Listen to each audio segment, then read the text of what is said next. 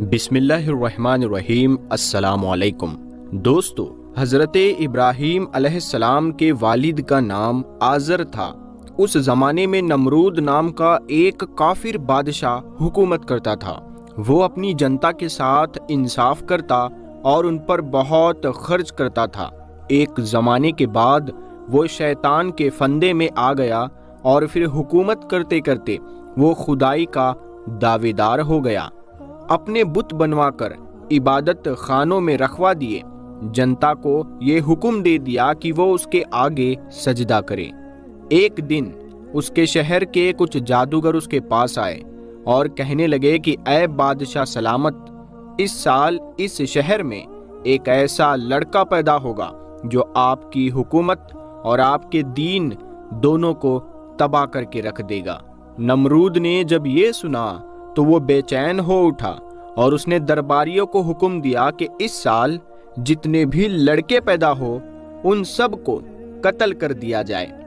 جب حضرت ابراہیم علیہ السلام کی پیدائش ہوئی تو ان کی ماں بہت زیادہ گھبرا گئی اور رات کے اندھیرے میں اس بچے کو لے کر جنگل کی طرف چلی گئی۔ لڑکا بہت خوبصورت تھا۔ ماں کی ممتا جاگی اور وہ اسے سینے سے لگائے ادھر ادھر جانے لگی۔ سامنے ایک نہر دکھی، اسی کے پاس ایک گفا تھی۔ ابراہیم علیہ السلام کی والدہ نے اس بچے کو ایک کپڑے میں لپیٹا اور روتے ہوئے اسے اسی گفا میں چھوڑ کر گھر کی طرف چل پڑی۔ اپنے اس لڑکے کو دیکھنے کے لیے وہ روزانہ اسی گفا میں آتی اور لڑکے کو زندہ دیکھتی تو آنکھوں میں خوشی کے آنسو آ جاتے۔ وہ دیکھتی کہ حضرت ابراہیم علیہ السلام ایک انگوٹھے سے دودھ اور ایک سے شہد پیتے ہیں۔ اللہ کا ایسا کرشمہ دیکھ کر حضرت ابراہیم علیہ السلام کی ماں حیران رہ جاتی ہے اور پھر اپنے بچے کو اٹھا کر گلے سے لگا لیتی ہے، دودھ پلاتی ہے اور پھر روتی ہوئی گھر کو واپس آ جاتی ہے۔ اس طرح جب بھی موقع ملتا تو بچے کو دودھ پلا کر واپس لوٹ آتی، اور جب کبھی بھی ماں کے پہنچنے میں دیر ہو جاتی تو حضرت ابراہیم اپنا انگوٹھا ہی چوس کر اپنا پیٹ بھر لیتے۔ سچ تو یہ ہے کہ ماں کا دودھ پلانا تو صرف ایک بہانہ تھا، ورنہ جس نے پیدا کیا تھا وہی انہیں اپنی نگرانی میں کھلا پلا رہا تھا۔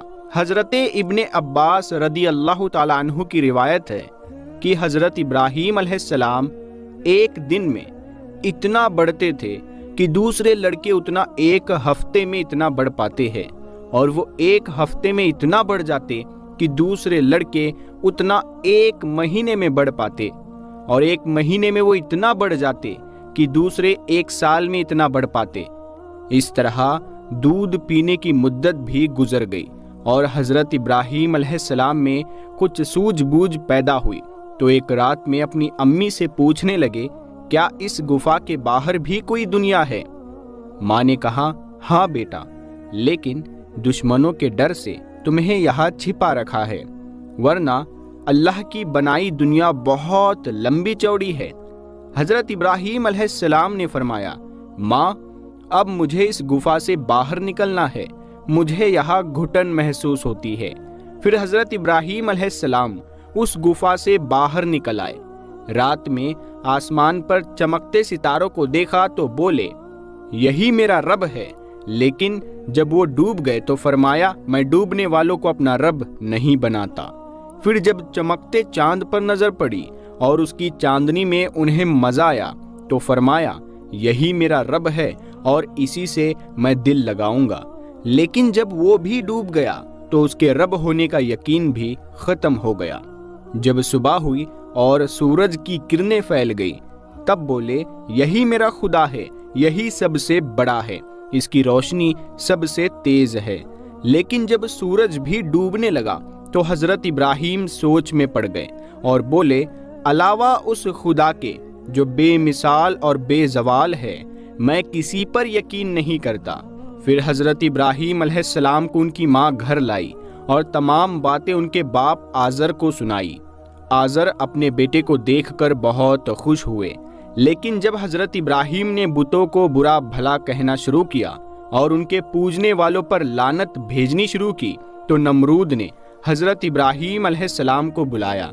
حضرت ابراہیم نڈر ہو کر گئے اور قاعدے کے مطابق نمرود کو سجدہ نہیں کیا۔ نمرود نے بہت غصے سے کہا، تو نے مجھ کو سجدہ کیوں نہیں کیا؟ حضرت ابراہیم نے کہا، میں اللہ کے علاوہ کسی کو سجدہ نہیں کرتا۔ نمرود نے کہا، تیرا خدا کون ہے اور کیا کہتا ہے؟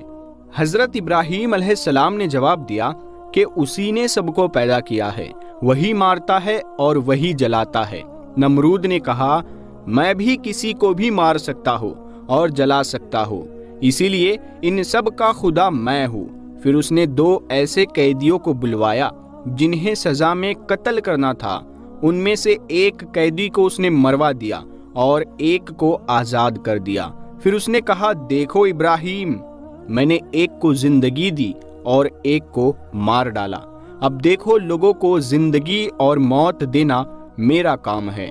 حضرت ابراہیم علیہ السلام سمجھ گئے کہ نمرود لوگوں کو بے وقوف بنانا چاہتا ہے، اسی لیے حضرت ابراہیم علیہ السلام نے کہا، اے نمرود، میرا اللہ سورج کو روزانہ پورب سے نکالتا ہے، اب اگر تو سچا ہے تو اس سورج کو پشچم سے نکال کر دکھا۔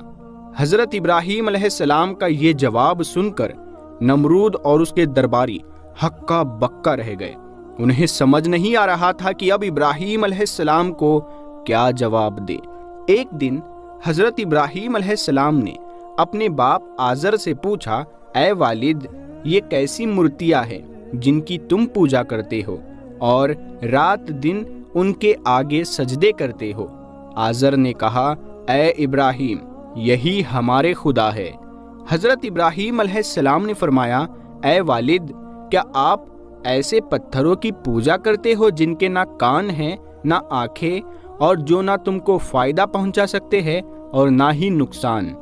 آزر نے لاجواب ہو کر کہا، اے ابراہیم، اگر تو ہمارے خداؤں کو نہیں مانے گا تو بہت سخت سزا پائے گا اور لوگ تجھے پتھروں سے ماریں گے۔ اس کے بعد حضرت ابراہیم نے یہ پکا ارادہ کر لیا کہ وہ لوگوں کو بتا دیں گے کہ ان بتوں کو لوگوں کے اچھے برے کی کچھ خبر نہیں اور ان کے پوجنے میں کسی کو کچھ فائدہ نہیں۔ نمرود کی قوم کی عادت تھی کہ جب عید کا دن آتا تو ہر آدمی اچھا لباس پہنتا اور اچھے اچھے کھانے پکا کر بتوں کے سامنے رکھ کر عیدگاہ چلا جاتا۔ جب عید کا دن آیا تو سب نے حضرت ابراہیم علیہ السلام کو بھی عیدگاہ ساتھ چلنے کو کہا۔ حضرت ابراہیم نے ستاروں کی طرف دیکھ کر کہا، میں کچھ بیمار ہوں، اسی لیے تمہارے ساتھ نہیں جا سکتا، تم چلے جاؤ۔ جب سب لوگ عیدگاہ چلے گئے تو حضرت ابراہیم ان مورتیوں کے پاس پہنچ گئے اور ان سے مذاق میں کہا، اے بتوں اور مورتیوں، ایسا اچھا کھانا جو تمہارے سامنے رکھا ہوا ہے اسے تم لوگوں نے ابھی تک کیوں نہیں کھایا؟ دوستو، وہ پتھر کے بت بھلا کیا بولتے اور کیا جواب دیتے؟ جب بتوں نے کوئی جواب نہ دیا تو پھر ابراہیم علیہ السلام نے غصے میں ایک کلہاڑی اٹھائی اور سارے بتوں کو توڑ ڈالا، کسی کے ہاتھ کاٹے اور کسی کا کان، مگر اس جگہ پر جو سب سے بڑا بت تھا اس کو کچھ بھی نہ کیا، اور ساری چھوٹی مورتیاں جو چھوٹی چھوٹی تھی ان کو توڑنے کے بعد کلہاڑی اس بڑے بت کے گلے میں ڈال دی اور بت خانے کا دروازہ بند کر کے جلدی سے اپنے گھر آ گئے۔ لوگ جب عیدگاہ سے لوٹ کر بت خانے میں داخل ہوئے تو اندر کا منظر دیکھ کر حیران رہ گئے۔ کسی مورتی کا ہاتھ ٹوٹا ہے، کسی کا پیر، کسی کا کان نہیں ہے تو کسی کی کھوپڑی ہی غائب ہے، اور سب بڑی ذلت سے زمین پر پڑے ہیں۔ یہ دیکھ لوگوں کے منہ سے نکلا کہ کس ظالم نے ہمارے بتوں کا یہ حال کیا ہے۔ ان دنوں حضرت ابراہیم علیہ السلام ہمیشہ لوگوں کے سامنے بتوں کو برا بھلا کہا کرتے تھے، اسی لیے سب کو یقین ہو گیا کہ یہ سب حضرت ابراہیم علیہ السلام نے ہی کیا ہے۔ سب لوگ بہت غصہ تھے اور پھر سب حضرت ابراہیم کے گھر پہنچے اور اس توڑ پھوڑ کے بارے میں سوال کیا تو حضرت ابراہیم علیہ السلام نے لوگوں کو سمجھانے کے واسطے کہا، اے لوگوں، یہ میں نے نہیں بلکہ بت خانے کے سب سے بڑے بت نے ہی ساری مورتیوں کو توڑا ہے तभी तो उसके गले में कुल्हाड़ी लटक रही है। लोगों ने कहा, ऐसा कैसे हो सकता है? बुत तो पत्थर के हैं, वो अपनी जगह से हिल भी नहीं सकते। ये सुनकर हजरत इब्राहीम अलैहिस्सलाम ने कहा, ऐ लोगो, मैं तुम्हें यही तो समझाना चाहता हूँ कि इन बुतों में कोई जान नहीं है, ये सब पत्थर है। हमारा असली खुदा अल्लाह है, उसी की इबादत किया करो, इन बुतों की इबादत से बाज आ जाओ। जब कौम के लोगों ने इब्राहीम अलैहिस्सलाम का ये जवाब सुना तो गुस्से में नमरूद के पास पहुंचे और फरियाद की कि इब्राहीम ने हमारे बुतों को तोड़ा है, इसीलिए आप उन्हें सख्त से सख्त सजा दें। नमरूद ने हजरत इब्राहीम को बुलाने के लिए आदमी भेजा और बहुत गजब और गुस्से से अपने पास बुलवाया। भरे दरबार में जब नमरूद ने हजरत इब्राहीम अलैहिस्सलाम से बूतों को तोड़ने के बारे में सवाल किया तो यहाँ भी इब्राहीम अलैहिस्सलाम ने वही जवाब दिया कि ये तो उनके बड़े बुत ने किया है। फिर हजरत इब्राहीम अलैहिस्सलाम ने फरमाया कि ऐ लोगो, ऐसा इंसान तो सबसे बड़ा जाहिल है जो इन बेजुबान पत्थर के बूतों की पूजा करे। उस वक्त हजरत इब्राहीम अलैहिस्सलाम ने इतनी अच्छी तरह लोगों को समझाया कि उसी दरबार में बहुत से लोग मुसलमान हो गए। नमरूद ने जब ये मामला देखा तो हुक्म दिया कि इब्राहीम को जेल में कैद कर दिया जाए, वरना ये लोगों को परेशान करेंगे। लेकिन काफिरों ने मुतालबा करना शुरू कर दिया कि इब्राहीम को आग में जलाओ, तभी हमारा गुस्सा ठंडा होगा। नमरूद के हुक्म पर पहाड़ के पास 160 गज का मकान बनाया गया। ढेर सारी लकड़ियों को जमा करके उसमें आग लगाई गई। आग के शोले इतने बुलंद हुए कि उसके ऊपर से परिंदे भी उड़ने की हिम्मत ना कर सकते थे और ना कोई आदमी उस आग के नजदीक जा सकता था। वो आग इतनी तेज जलाई गई थी कि कोई उसके पास भी जाता तो जल जाता, क्योंकि सारी लकड़ियों को एक ही वक्त में आग लगाई गई थी। इसीलिए आग की लपेट और ज्यादा तेज थी। जब सारी लकड़ियां जल गई और पत्थर का कोयला लाल पड़ गया और उस आग में डाला हुआ लोहा पिघलकर पानी बन गया तो नमरूद सोचने लगा कि हजरत इब्राहीम को इस आग में कैसे डाला जाए, क्योंकि उस आग के पास जो भी जाता वो झुलस जाता था। आखिरकार शैतान नमरूद के पास आया और उसने समझाया कि एक झूला बनाओ और उसमें इब्राहीम अलैहिस्सलाम को बिठाकर आग में फेंक दो। इस तरह ये आग के ठीक बीच में जाकर गिरेंगे। नमरूद को ये तरीका बहुत पसंद आया और उसने अपने दरबारियों को हुक्म दिया कि एक 3 खंभों का झूला बनाओ और फिर इब्राहीम अलैहिस्सलाम को उसमें बिठाकर आग की तरफ फेंक दो। लिहाजा ऐसा ही किया गया और फिर इब्राहीम अलैहिस्सलाम को उस झूले में बिठाकर आग की तरफ फेंक दिया गया। अभी हजरत इब्राहीम अलैहिस्सलाम का झूला हवा में ही था कि फरिश्ते अल्लाह से दुआ करने लगे कि ऐ अल्लाह, इब्राहीम के दिल में आपकी मोहब्बत है, आपकी मोहब्बत की वजह से आज उन्हें आग में डाला जा रहा है। ऐ अल्लाह, उनकी मदद फरमा दीजिए। अल्लाह ताला ने फरिश्तों से कहा कि ऐ फरिश्तों, तुम लोग मेरे इब्राहीम के पास जाओ और उनके सामने अपनी मदद पेश करो। अगर वो मान जाए तो उनकी मदद कर देना, वरना मुझे और मेरे दोस्त इब्राहीम को छोड़ दो। ये मेरा और मेरे खलील इब्राहीम का मामला है।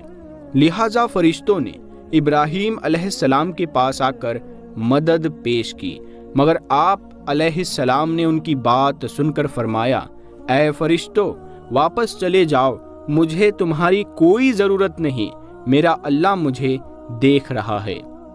फिर हज़रत जिब्राईल अलैहिस्सलाम हाजिर हुए और अर्ज़ किया कि ऐ अल्लाह के खलील इब्राहीम, अगर आप हुक्म दे तो इस आग को मैं एक फूंक मारकर बुझा दूँ और आपको इससे बचा लूँ।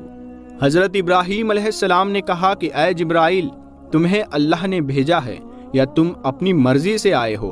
फरमाया, ऐ अल्लाह के खलील, हम सब फरिश्तों ने अल्लाह से सिफारिश की थी कि हम सब आपकी मदद करने ज़मीन पर उतरे, तो अल्लाह ने इजाज़त दे दी اور فرمایا کہ جاؤ، اگر ابراہیم مدد قبول کر لے تو ان کی مدد کرنا، ورنہ مجھے اور میرے ابراہیم کو چھوڑ دو۔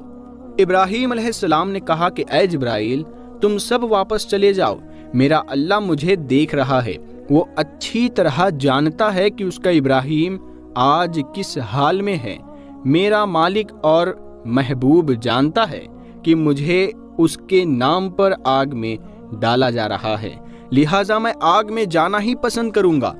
جبرائیل علیہ السلام نے کہا پھر آپ خدا ہی سے سوال کرو اور اپنی مصیبت اس سے بیان کرو۔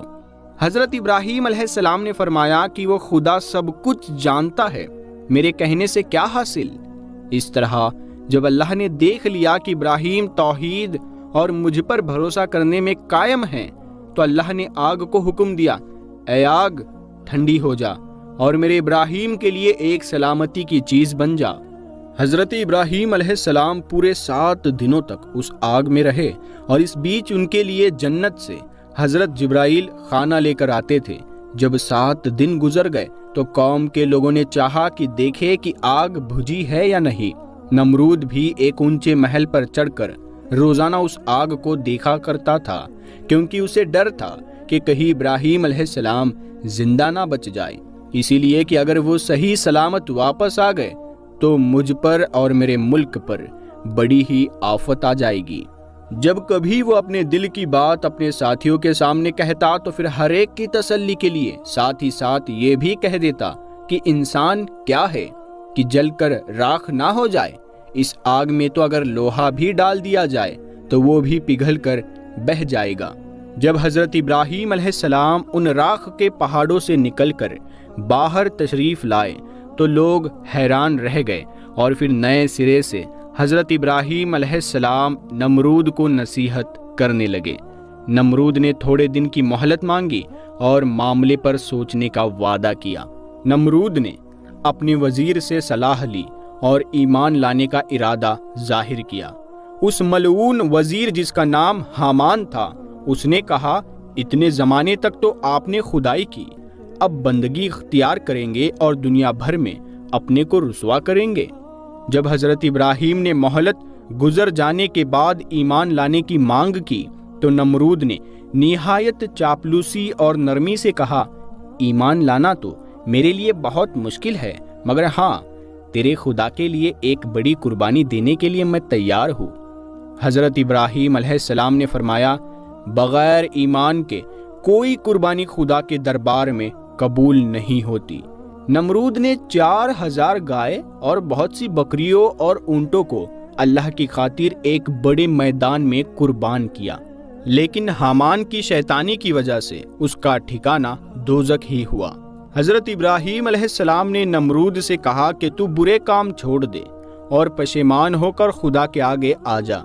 خدا تعالیٰ نے تجھے 400 سال سے بادشاہت دے رکھی ہے، اور اسی طرح اس نے مجھے ایسے معجزے دیے جو دین حق پر گواہ ہے، اور تو ہے کہ اب تک اپنے کفر سے باز نہ آیا اور اپنی نادانی اور ہٹ دھرمی سے خدائی کا دعویٰ کیے چلا جا رہا ہے۔ جان لے یہ خدا کا لشکر اتنا زیادہ ہے کہ تو اندازہ بھی نہیں کر سکتا، اور تجھے تو غارت کرنے کے لیے ایک ادنا لشکر کافی ہے۔ نمرود نے کہا، میں نہیں سمجھتا کہ زمین پر میرے سوا کوئی دوسرا بادشاہ ہے، اور اگر آسمانی بادشاہ کی فوج ہے تو اس سے کہو کہ وہ مجھ پر بھیجے اور پھر میری لڑائی اور طاقت کا تماشا دیکھے۔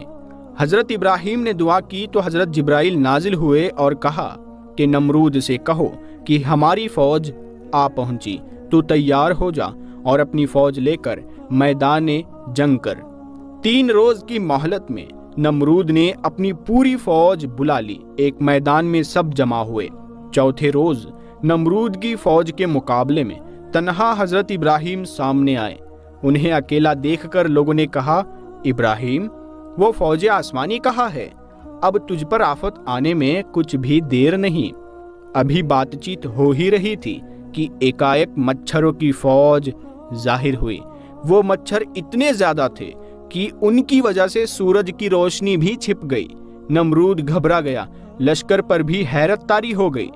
نمرود نے حکم دیا، نکار بجا کر مچھروں کو بھگا دے۔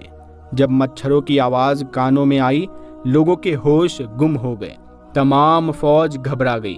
ایک گونج تھی، ایک شور تھا جو ابھرا آ رہا تھا، چھوٹا تھا یا بڑا، ہر ایک ہیبت الہی سے ڈر گیا۔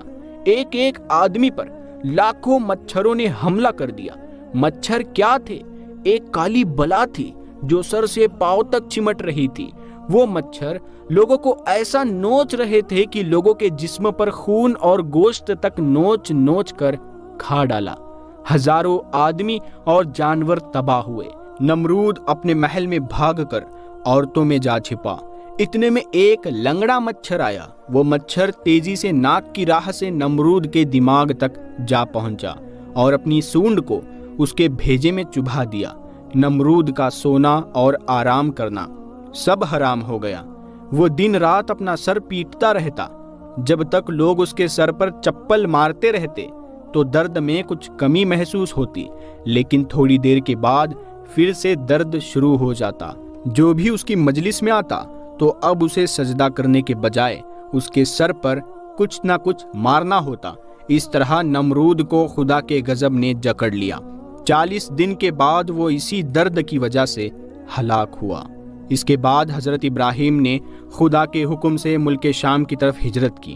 لوگوں کی نافرمانی کی وجہ سے انہیں یہ ہجرت کرنی پڑی۔ پیارے دوستو، ہم امید کرتے ہیں کہ آپ کو یہ واقعہ پسند آیا ہوگا۔ اس واقعے کو آپ اپنے دوستوں میں ضرور شیئر کریں، اور اگر ابھی تک آپ نے ہمارے چینل نور حدیث کو سبسکرائب نہیں کیا ہے تو سبسکرائب کر کے ساتھ میں لگے بیل آئیکن کو ضرور دبا دیں۔ ہم ملتے ہیں اگلی ویڈیو میں، تب تک کے لیے السلام علیکم، اللہ حافظ۔